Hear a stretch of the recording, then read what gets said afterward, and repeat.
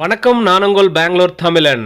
நம்ம இன்னைக்கு ஒரு அருமையான இளநீர் பாயசம் செய்ய போகிறோம். ஆமாங்க, நிறைய பேர் கமெண்ட்டில் கேட்டுகிட்டே இருந்தீங்க இளநீர் பாயசம் செய்ய சொல்லி. அதுக்காகவே செஞ்சுருக்கோம். ரொம்ப ஈஸியான மெத்தடில் சொல்லி கொடுத்துருக்கோம். நீங்களும் இதே மாதிரி செய்யணும். வீடியோ முழுசாக பார்த்து செய்யுங்க, ரொம்பவே சூப்பராக வரும். செஞ்சு சாப்பிட்டு பார்த்துட்டு கமெண்ட்டில் சொல்லுங்கள் எப்படி இருந்தது நான் தெரிஞ்சுக்கிறேன். அப்படியே நம்ம சேனலை சப்ஸ்கிரைப் பண்ணால் பார்த்துன்னா சப்ஸ்கிரைப் பண்ணிட்டு பக்கத்துலேயே பெல் ஐக்கனுக்கு அதை கிளிக் பண்ணிவிட்டு ஆல் என்ற பட்டனை கிளிக் பண்ணிவிடுங்க. அப்போ தான் அடுத்தடுத்து போடுற வீடியோ நோட்டிஃபிகேஷனாக வரும் உங்களுக்கு.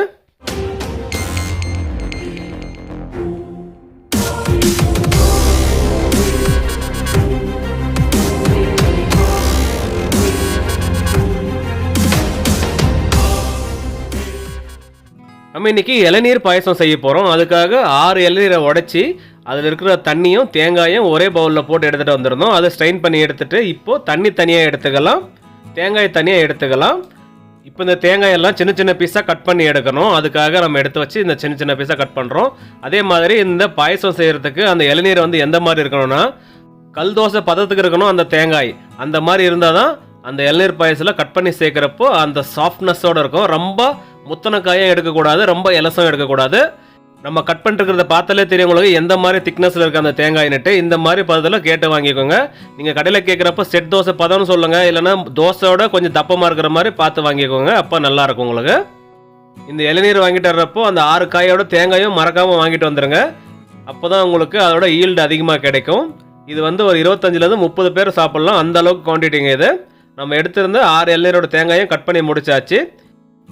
இப்போ இந்த கட் பண்ண தேங்காயெல்லாம் எடுத்து அந்த இளநீரில் போட்டுக்கலாம். எல்லாம் ஃபில்டர் பண்ணி வச்சுக்கோங்க. ஏன்னா அதில் கட் பண்ணுறப்போ அந்த டஸ்ட்டெல்லாம் வந்திருக்கும், அதெல்லாம் ஸ்ட்ரெயின் பண்ணி எடுத்துக்கோங்க. இந்த மாதிரி க்ளீன் பண்ணி எடுத்ததுக்கப்புறம் இதில் முழு தேங்காயும் போட்டாச்சுங்க. அடுத்ததாக கோகோனட் மில்க் பவுடர் சேர்த்துக்கிறோம் 200 கிராமு. உங்கள்கிட்ட இந்த கோகோனட் மில்க் பவுடர் இல்லைனாக்கா ஃப்ரெஷ் தேங்காவை தேங்காய் பால் எடுத்து கூட சேர்த்துக்கோங்க, ஒரு 2. இப்போ இதை நல்லா மிக்ஸ் பண்ணோம். அதுக்கு ஒரு விஸ்க் வச்சுட்டு நல்லா மிக்ஸ் பண்ண போகிறோம்.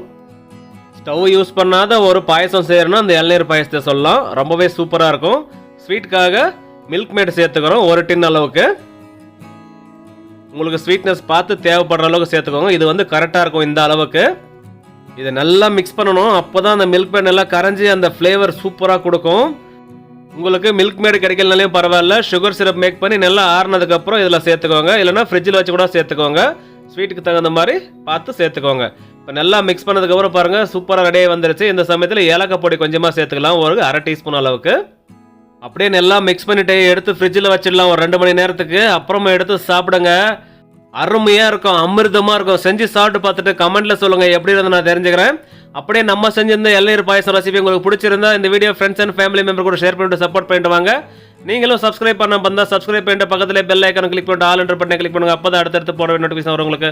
தேங்க்யூ ஸோ மச், பாய்.